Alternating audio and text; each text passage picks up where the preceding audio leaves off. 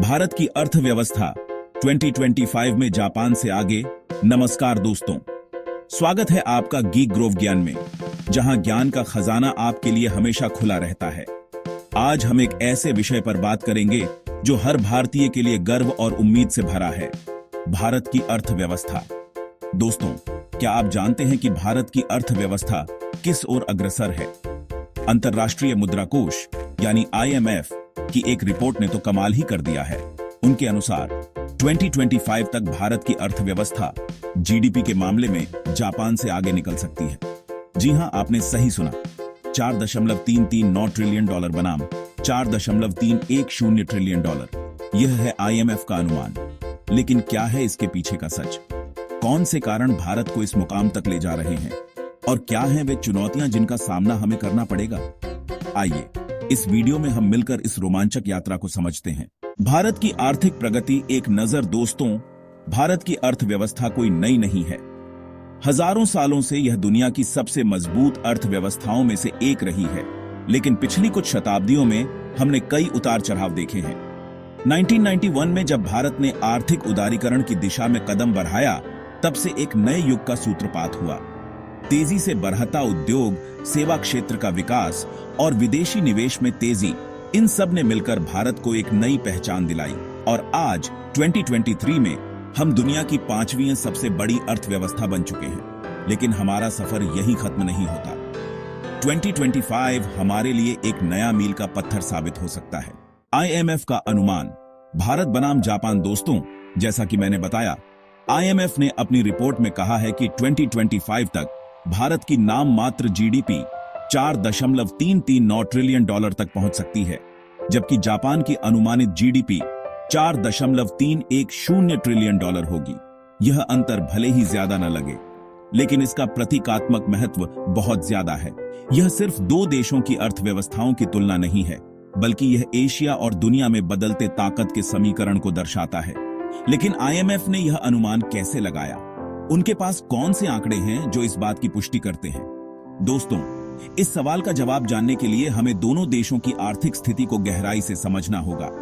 भारत की तेजी से बढ़ती जनसंख्या, युवा कार्यबल और डिजिटल क्रांति जैसे कारक भारत के पक्ष में जाते हैं।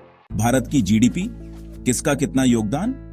दोस्तों, किसी भी देश की अर्थव्यवस्था को समझने के लिए यह जानना जरूरी है कि उसकी GDP में कौन से क्षेत्र कितना योगदान देते हैं। भारत के मामले में सेवा क्षेत्र हमारी अर्थव्यवस्था की रीढ़ की हड्डी है। यह हमारी GDP का लगभग 53% हिस्सा है। इसके बाद आता है उद्योग क्षेत्र, जो 29% का योगदान देता है। और अंत में आता है कृषि क्षेत्र, जो 18% के साथ एक महत्वपूर्ण भूमिका निभाता है। लेकिन दोस्तों, यहां एक बात ध्यान देने वाली है कि पिछले कुछ सालों में सेवा क्षेत्र का योगदान बढ़ा है, जबकि कृषि क्षेत्र का योगदान घटा है। यह दर्शाता है कि भारत धीरे धीरे एक सेवा आधारित अर्थव्यवस्था बनता जा रहा है। चैप्टर 4। दोस्तों, अब सवाल यह उठता है कि IMF को भारत की अर्थव्यवस्था में इतना भरोसा क्यों है? इसके पीछे कई कारण हैं। पहला कारण है भारत की विशाल और युवा जनसंख्या। दुनिया की लगभग 65% आबादी 35 साल से कम उम्र की है, और यह भारत को एक बड़ा उपभोक्ता बाजार बनाता है। दूसरा कारण है विदेशी निवेश में तेजी। मोदी सरकार की नीतियों के चलते विदेशी कंपनियां भारत में निवेश करने के लिए आगे आ रही हैं। तीसरा कारण है व्यापार का विस्तार। भारत दुनिया भर के देशों के साथ अपने व्यापारिक संबंध मजबूत कर रहा है। और चौथा कारण है डिजिटलीकरण और तकनीकी सुधार। डिजिटल पेमेंट्स, ई-कॉमर्स और स्टार्टअप इकोसिस्टम जैसे क्षेत्रों में भारत ने काफी तरक्की की है। चैप्टर 5। दोस्तों, एक तरफ जहां भारत की अर्थव्यवस्था तेजी से बियराचा रही है, वहीं दूसरी तरफ जापान की अर्थव्यवस्था सुस्त पड़ती जा रही है। इसके पीछे कई कारण हैं, जैसे कि बढ़ती उम्र की आबादी, घटती जन्म दर और बढ़ता कर्ज। जापान की जनसंख्या तेजी से बुढ़ापे की ओर बाराचा रही है, जिसके कारण उसका कार्यबल सिकुड़ता जा रहा है और सरकार पर सामाजिक सुरक्षा का बोझ बढ़ता जा रहा है। इसके अलावा जापान का निर्यात भी पिछले कुछ सालों में घटा है, जिसका कारण चीन जैसी अन्य एशियाई अर्थव्यवस्थाओं से बढ़ती प्रतिस्पर्धा है। चैप्टर 6। दोस्तों, अगर भारत इस तरह ही तरक्की करता रहा तो इसके दूरगामी परिणाम होंगे। वैश्विक मंच पर भारत की स्थिति और मजबूत होगी। हम दुनिया की तीसरी सबसे बड़ी अर्थव्यवस्था बन जाएंगे और अंतर्राष्ट्रीय मुद्दों पर हमारी बात को ज्यादा तवज्जो दी जाएगी। इसके अलावा तेज आर्थिक वृद्धि से रोजगार के नए अवसर पैदा होंगे, जिससे गरीबी और बेरोजगारी में कमी आएगी। सामाजिक क्षेत्र में भी सुधार होगा, क्योंकि सरकार के पास शिक्षा, स्वास्थ्य और अन्य जरूरी सुविधाओं पर खर्च करने के लिए ज्यादा पैसा होगा। कुल मिलाकर भारत के लिए यह एक स्वर्णिम अवसर है और हमें इसका पूरा लाभ उठाना चाहिए। चैप्टर 7, रास्ते का रोड़ा, चुनौतियां और समाधान। लेकिन दोस्तों, हर सिक्के के दो पहलू होते हैं। भारत की तरक्की की राह में कुछ चुनौतियां भी हैं जिनका सामना हमें करना होगा। इनमें से सबसे बड़ी चुनौती है बढ़ती असमानता। आर्थिक तरक्की का लाभ सभी तबकों तक नहीं पहुंच पा रहा है और अमीर और गरीब के बीच की खाई बढ़ती जा रही है। इसके अलावा बेरोजगारी, मुद्रास्फीति और भ्रष्टाचार भी कुछ ऐसी चुनौतियां हैं जिनका हमें समाधान खोजना होगा। लेकिन दोस्तों, मुझे विश्वास है कि हम इन चुनौतियों से पार पा लेंगे। हमें बस सही नीतियों पर ध्यान देने की जरूरत है। हमें ऐसी नीतियां बनानी होंगी जो समावेशी विकास को बढ़ावा दे और सभी को तरक्की के अवसर प्रदान करे। चैप्टर 8, 2025 और उसके बाद भारत की उड़ान। दोस्तों, 2025 एक महत्वपूर्ण वर्ष है, लेकिन यह तो सिर्फ एक शुरुआत है।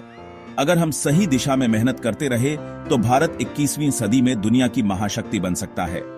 हमारे पास वह सब कुछ है जो एक विकसित राष्ट्र बनने के लिए चाहिए। युवा जनसंख्या, प्राकृतिक संसाधन, तकनीकी ज्ञान और सबसे बढ़कर तरक्की की भूख। चैप्टर 9, निष्कर्ष।